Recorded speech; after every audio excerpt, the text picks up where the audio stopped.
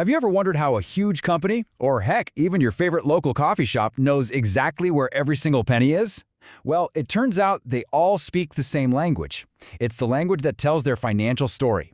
And today, we're going to decode that language. Debits and credits. All right, here's what we're diving into. First, we'll look at how businesses even keep score. Then, we'll break down the super simple T account, left versus right. After that, we'll get into the actual rules of the game, walk through a real-life transaction, and finally, see why this whole system is just so beautifully, perfectly balanced. Okay, let's jump right in. Every single business, I don't care if it's a hair salon that just opened or a massive sports team like the Chicago Cubs, they all have the same basic problem to solve. I mean, seriously, how do you do it? How do you keep a flawless record of every dollar, every computer, every loan you've taken out? It's a huge information puzzle. But the solution, which was figured out centuries ago, is honestly just genius. It all comes down to balance. For every single thing that happens with money, the system records two effects, an action and an equal opposite reaction that keeps the whole thing in perfect equilibrium. This is the core of what we call the double entry system. And that obsession with balance is exactly why we can actually trust a company's financial reports. The integrity is literally built in. So how in the world do we track these two effects? Well, we start with the absolute smallest building block there is, something called an account. The easiest way to think of an account is just as a bucket. That's it. You've got a bucket for cash, another bucket for your equipment, a bucket for loans. You get the idea. Each one of these buckets, or accounts, just tracks the ups and downs for that one specific thing. And the simplest way to picture one of these buckets is with this T shape. See? It just has two sides, a left side and a right side. And this is the most important thing to get right now. Debit just means left. Credit just means right. That is all. They're just directions, like north and south. Now, if you only remember one thing from this whole explainer, make it this. This slide right here busts the biggest myth out there. Debit does not always mean increase, and credit does not always mean decrease. It's just not true. Where you put an entry, on the left or on the right, totally depends on what kind of account you're talking about. So okay, if debit and credit don't just mean plus and minus, then what are the rules? Are they just random? Nope, not at all. They are all logically based on one simple, powerful equation that has to always stay in balance. And here it is, the accounting equation. This is the DNA of all accounting. Everything a business owns, its assets, has to equal the claims against those things. That means what it owes to other people, its liabilities, plus what the owners themselves have put in, the owner's equity. This is our game board. This slide is basically the cheat sheet. It shows you exactly how it all works. To keep that equation balanced, the rules for the left side have to be the exact opposite of the rules for the right side. So for assets, which are on the left, a debit, an entry on the left side of the T account, makes them go up. For liabilities and owner's equity, on the right, a credit, an entry on the right side, makes them go up. See? Perfectly opposite.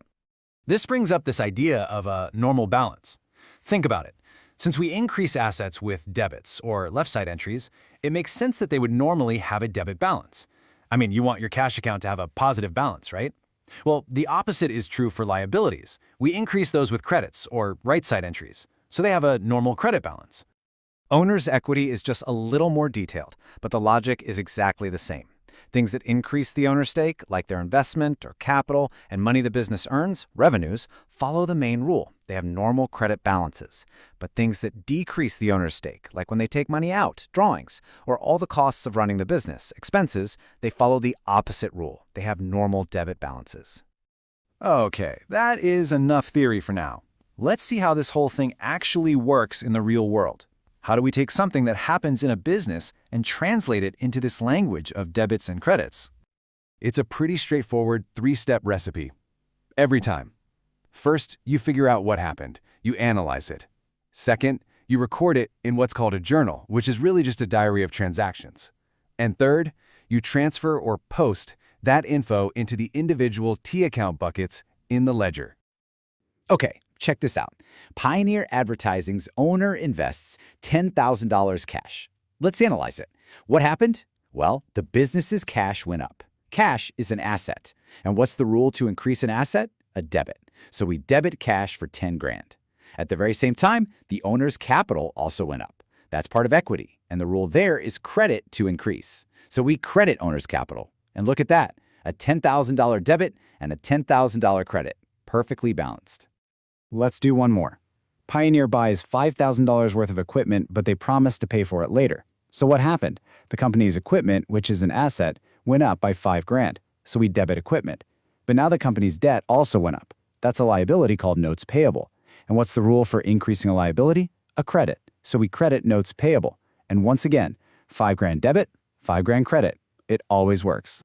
So after we record it in the journal, we have to do that third step, posting. We have to update our buckets. So watch this. That $10,000 debit to cash from our first example gets transferred or posted right here to the left side of the cash T account. Now our cash bucket is up to date.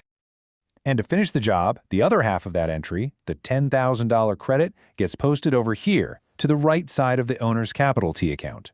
Now, every piece of that transaction has found its proper home in the ledger, keeping everything nice and organized.